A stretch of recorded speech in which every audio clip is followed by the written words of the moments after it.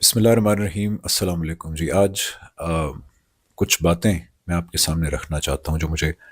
شدت سے ضرورت محسوس ہو رہی ہے کہ یہ باتیں کرنے والی ہیں۔ وہ انجینئر محمد علی مرزا صاحب کے اریسٹ سے ریلیٹڈ کچھ باتیں ہیں، اور یہ باتیں میں ایک عام مسلمان کی حیثیت سے، ایک عام مسلمان، ایک بہت کمزور مسلمان، ایک خامیوں سے بھرپور مسلمان لیکن ایک شعوری مسلمان کی حیثیت سے کچھ باتیں آپ کے سامنے رکھنا چاہتا ہوں، کیونکہ مجھے محسوس ہوتا ہے کہ بہت شدید ضرورت ہے یہ باتیں اس وقت سامنے رکھنا۔ دو وجوہات ہیں، ایک تو یہ کہ مجھے پتہ ہے کہ میرے کچھ کہنے سے کوئی خاص فرق پڑے گا نہیں، لیکن آ، میری بات اگر اس سوشل میڈیا کے تھرو لوگوں تک پہنچے گی اور ان میں سے اگر ایک دو کے دل میں بھی گھر کر جاتی ہے تو I think it's worth it. دوسری بات یہ کہ مجھے لگتا ہے یہ باتیں کرنے والی ہیں، بار بار لوگوں کے سامنے آنی چاہیے، بیکاز کئی لوگوں کو یہ باتیں جنرلی نہیں پتہ ہوتی۔ تیسری سب سے امپورٹنٹ وجہ یہ ہے کہ دیکھیں، پاکستان میں بہت سارے چیزوں کے اوپر مظالم ہوتے ہیں لوگوں کے اوپر، کبھی اکنامک مظالم، کبھی سیاسی مظالم، لیکن جب خدا کے دین کے نام پہ کچھ ظلم ہو یا غلط کام ہو تو وہ ایک اسپیشل کیس بن جاتا ہے، بیکاز پھر جب اللہ کے دین کے نام پہ ظلم ہوتا ہے تو خدشہ یہ ہوتا ہے کہ اللہ تعالیٰ ایک وقت کے بعد ڈائریکٹ انٹرونشن کریں گے، اور خدشہ یہ ہے کہ پھر دنیا میں ایک ایسا کوڑا برسے گا ہمارے پہ کہ جس کا ہم شاید تحمل نہ کر پائیں۔ تو یہ بڑا خوف ہے، مجھے ذاتی طور پہ ہے، اور ہر اس مسلمان کو جو خدا پہ یقین کرتا ہے، آپ صلی اللہ علیہ وسلم جو اللہ کے آخری نبی ہیں اور رسول ہیں، ان کے دیے ہوئے دین پہ یقین کرتا ہے، اس کو یہ خدشہ ہونا چاہیے کہ اگر اللہ کے دین کے نام پہ ظلم ہو رہا ہے اور اس کے اوپر بولا نہیں جا رہا تو ہو سکتا ہے کہ پھر اللہ تعالیٰ خود ایکشن لیں۔ اس کے بارے میں ایک اور میں ریزن ہے بات کہنے کا، وہ یہ ہے کہ قیامت کے دن میں جب اپنی تمام کوتاہیوں، کمیوں، کمزوریوں کے ساتھ خدا کے سامنے حاضر ہوں گا، کیونکہ جو بھی ہے بہرحال میں اللہ تعالیٰ کا ماننے والا ہوں، اس کے آخری نبی، اس کے رسول صلی اللہ علیہ وسلم کا ماننے والا ہوں۔ تو جب میں اپنی غلطیوں اور کوتاہیوں اور کمزوریوں سمیت ان کے سامنے حاضر ہوں تو کم از کم میں یہ کہہ سکوں کہ جب مجھے دل کی گہرائیوں سے محسوس ہوا کہ ان کے دین کے بارے میں کوئی بات کرنی چاہیے تو پھر میں نے وہ بات کر دی۔ تو اس خدشے کا میں ازالہ کر رہا ہوں کہ کل جواب دہ ہوئی اور پوچھا گیا تو میں کیا جواب دوں گا۔ اس لیے یہ باتیں کر رہا ہوں۔ اور دوسری بات، خدا را اس بات میں جو باتیں کر رہا ہوں یہ کسی مذہبی جماعت، کسی گروہ کے خلاف نہیں ہے۔ میں سب کی بہت عزت کرتا ہوں، اس کی وجہ یہ ہے کہ چاہے جلالی صاحب ہوں، چاہے سام علیہ ظہیر صاحب یا ان کے بھائی ہوں، چاہے ٹی ایل پی ہو، یہ سارے ان سے اختلاف کیے جا سکتے ہیں، ان سے، ان کی رائے سے، ان کے انداز بیان سے کئی معاملوں میں لگتا ہے کہ یہ ذرا زیادہ جو ہے وہ سخت موقف اپنا رہے ہیں جو اس وقت بنتا نہیں ہے، لیکن بہرحال یہ سب وہ لوگ ہیں کہ جن کی میں دل سے عزت کرتا ہوں، اور آپ کو بھی کرنی چاہیے اختلاف رکھنے کے باوجود، بیکاز دنیا کے اندر بظاہر یہ وہ لوگ ہیں جنہوں نے اپنی زندگیاں خدا کے دین کے لیے ڈیڈیکیٹ کر دی ہیں، ان سب کی بڑی خدمات ہیں دین کے لیے۔ میں باقیوں کی مثالیں جیسے ٹی ایل پی کی میں آپ کو مثال دیتا ہوں کہ ان سے بہت سارے اختلاف ہوں گے لیکن ان کے اچھے کام بھی ہیں، جیسے فار ایگزامپل مسجد وزیر خان کے اوپر انہوں نے جو ہے ایک بڑا زبردست سٹینڈ لیا، ابھی اس کے لیے ان کی تمام لیڈرشپ، تمام کارکنان خراج تحسین کے مستحق ہیں کہ مسجدیں جو ہیں وہ صرف عبادت کے لیے استعمال ہونی چاہیے اور کسی مقصد کے لیے نہیں۔ تو اس لیے یہ کسی گروہ کے خلاف میں بات نہیں کر رہا، کسی طبقے کے خلاف بات نہیں کر رہا، ہم سب بھائی ہیں، ہم سب انسانیت کے ناطے تو ہیں ہی صحیح بھائی، لیکن سب سے بڑا ناطہ ہمارا یہ ہے کہ آپ بھی مسلمان ہیں، میں بھی مسلمان ہوں۔ ہو سکتا ہے آپ کسی مذہبی جماعت سے ہوں، آپ ہو سکتا ہے میرے سے بہتر مسلمان ہوں، میں کمزور مسلمان ہوں، لیکن بہرحال ہم اسلام کے ناطے سے ایک دوسرے کے بھائی ہیں۔ ہمیں ایک دوسرے کے ساتھ اختلافات رکھنے کے باوجود محبت اور ہمدردی کا رویہ اختیار کرنا چاہیے، ایک دوسرے کی نیتوں پہ، محرکات پہ سوال نہیں اٹھانے چاہیے، محبت اور ہمدردی کے ساتھ آگے بڑھنا چاہیے۔ اسی لیے میں سب کی دل سے عزت کرتا ہوں، وہ ہر انسان جو خدا کے دین کے بارے میں بات کرتا ہے، جو خدا کے دین کی طرف لوگوں کو بلاتا ہے، میں اس کی دل سے عزت کرتا ہوں، چاہے کسی نوعیت کا بھی میرا اختلاف ہو۔ اور یہ جو باتیں کرنے جا رہا ہوں ایک عام انسان کی حیثیت سے میں کرنے جا رہا ہوں، اور میں تمام عام مسلمانوں کو دعوت دیتا ہوں کہ جہاں جہاں میری آواز پہنچ رہی ہے ان باتوں کے بارے میں ذرا صاف دل سے سوچیں، تمام تعصبات کو سائڈ پہ رکھ کے ایک بار ٹھنڈے دماغ سے۔ پہلی گزارش یہ ہے کہ دیکھیں، بلیسمی کے الزامات لگنا، بلیسمی کے مقدمات دائر کرنے کا رجحان پاکستان میں دن بدن بڑھتا جا رہا ہے. اور ہمارے ہاں جو بلاسمی کے بارے میں رائے ہے، جو پاپولر ہے، جو کانسیپٹ ہے، وہ ایون فقہ حنفی کے مطابق بھی ٹھیک نہیں ہے. میں بلاسمی کے معاملے میں جاوید احمد غامدی صاحب کی رائے سے بالکل متفق ہوں کہ وہ ٹھیک کہتے ہیں، لیکن ابھی میں اس بحث میں نہیں ڈلوں گا، بیکاز میں انڈرسٹینڈ کرتا ہوں کہ غامدی صاحب کے بارے میں کئی لوگ کہتے ہیں کہ ان کی رائے ٹھیک ہے، کئی کہتے ہیں غلط ہے. میں فقہ حنفی اس لیے بیان کر رہا ہوں بیکاز اس پہ تمام لوگ متفق ہیں، امام ابو حنیفہ فقہ حنفی. تو اس لیے میں کہتا ہوں کہ چلیں ٹھیک ہے. بائی دا وے جو غامدی صاحب کی رائے کو جاننا چاہیں، ان کی کتاب میزان کے اندر یہ موجود ہے اس ٹاپک کے بارے میں. اور اگر آپ یوٹیوب پہ جائیں تو آپ ٹائپ کر سکتے ہیں جاوید احمد غامدی آن بلاسمی پنشمنٹ، تو وہاں پہ بھی آپ کو بہت اچھا مواد مل جائے گا دیکھنے کے لیے. لیکن میں واپس آتا ہوں فقہ حنفی کی طرف. دیکھیں فقہ حنفی میں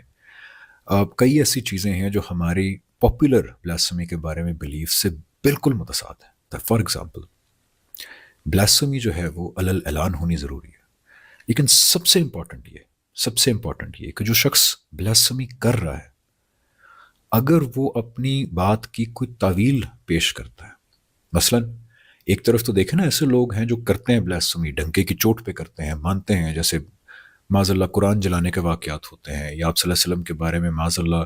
غیر اخلاقی تصویریں بنانے کے واقعات ہوتے ہیں، تو اب دیکھیں وہ ڈنکے کی چوٹ پہ یہ کام کرتے ہیں. لیکن اب کیس آ گیا جس کے اندر ایک انسان کہہ رہا ہے میں نے توہین نہیں کی، میری بات کا مطلب یہ نہیں تھا، میری بات کا مطلب یہ تھا. فقہ حنفی کے اندر اس کی اس تعویل کو قبول کرنا جج پہ لازم ہے کہ وہ اس کی اس تعویل کو قبول کرے، انلیس کوئی ایکسیپشنل کیس ہو جہاں بالکل جھوٹ لگ رہا ہو. تو اس لیے اب یہاں دیکھیں کہ ہمارے ہاں پاپولر بلیف کیا ہے کہ جس کو 295C کے تحت پکڑ لیا اب وہ کوئی تعویل کرے، وہ کہے میرا یہ مطلب نہیں تھا، وہ مطلب نہیں تھا، اس کی بات کو نہیں مانا جائے گا. اس وجہ سے سینکڑوں لوگ پاکستان میں جیلوں میں 10 سال سے سڑ رہے ہیں، جو یہی بات کہہ رہے ہیں کہ ہماری بات کہنے کا یہ مقصد نہیں تھا، ہم نے توہین نہیں کی. اور ظلم یہ کہ ان کی یہ بات سننے اور قبول کرنا تو دور کی بات ہے، یہ ڈیمانڈ کیا جاتا ہے کہ ان کو جلد از جلد اگر پھانسی پہ نہ لٹکایا گیا تو کمپلین کی جاتی ہے کہ ادارے 295C پہ عمل درآمد نہیں کر رہے. اب دیکھیں کتنا بڑا ظلم ہے، کتنا بڑا ظلم ہے. گزارش یہ ہے کہ یہ رویہ اگر ہم نے نہ بدلا، دین کے نام پہ یہ ظلم ہے تو اور سب چھوڑ دیں آپ بات، آپ فقہ حنفی کے کانسیپٹ کو ہی ذرا پڑھ لیں اور دیکھیں کہ کیا یہ صحیح رویہ ہے کہ اگر کوئی توہین کرتا ہے لیکن وہ کہتا ہے، اگر تو بظاہر لگتی ہے لیکن وہ کہتا ہے جی میرا یہ مطلب تھا، تو اس کی بات قبول نہ کرنا کتنا بڑا ظلم ہے.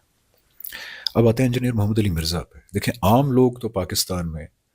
ظلم کا شکار ہیں، جیلوں میں سڑ رہے ہیں، ان کے وکیلوں کو بھی قتل کر دیا جاتا ہے.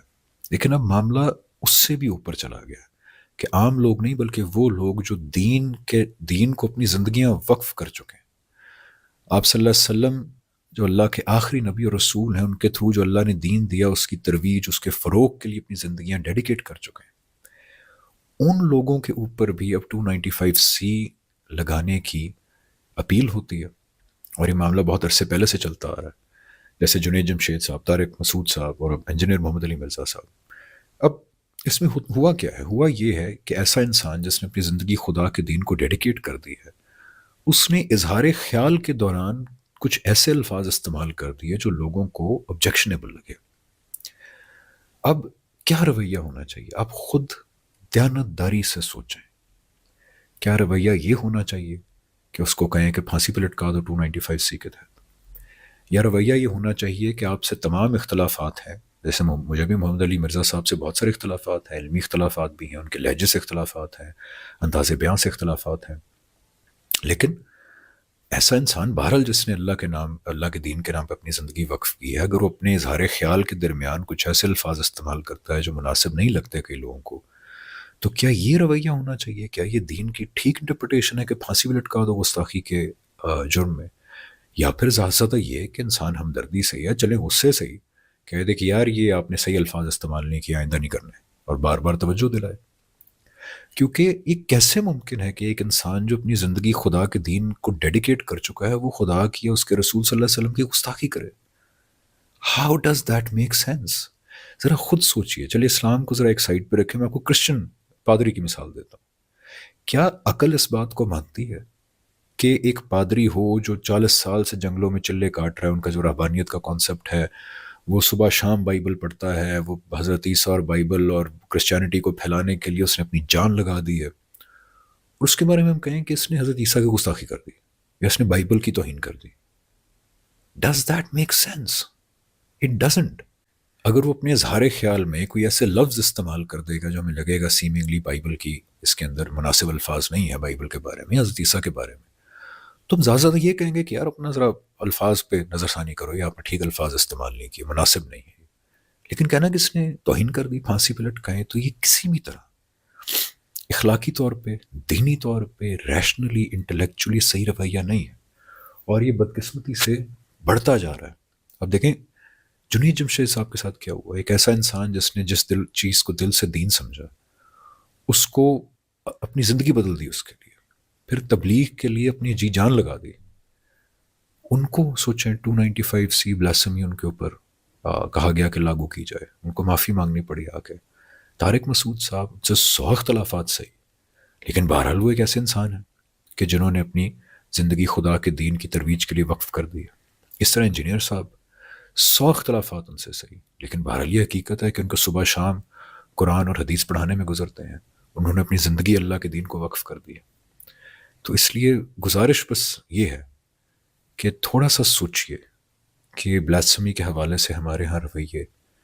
کتنے غلط ہیں, ان رویوں کے نتیجے میں کتنا فساد اور کتنا ظلم ہو رہا ہے.